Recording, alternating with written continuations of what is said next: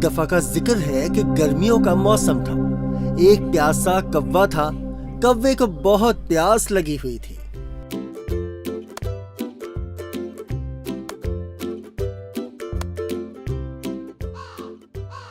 हाय, थोड़ा पानी मिल जाए तो अच्छा रहेगा। वो पानी की तलाश में इधर उधर उड़ रहा था, मगर उसको कहीं भी पानी ना मिला। आखिरकार वो एक बाग में पहुंचा। वहां उसने पानी का एक घड़ा देखा। खुदा का शुक्र है, मुझे घड़ा नजर आया। कौवा बहुत खुश हुआ। कौवा घड़े के पास आया और देखा घड़े में पानी बहुत कम था। वो उसे पी नहीं सकता था।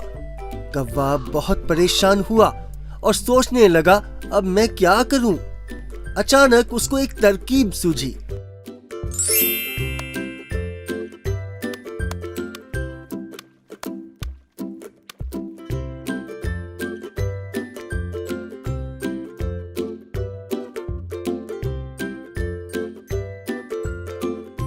पास ही कंकरियां पड़ी थीं।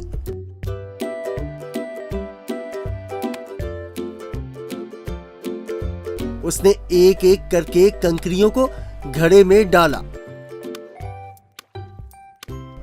और इस तरह पानी ऊपर आ गया। कौवे ने पानी पिया और उड़ गया।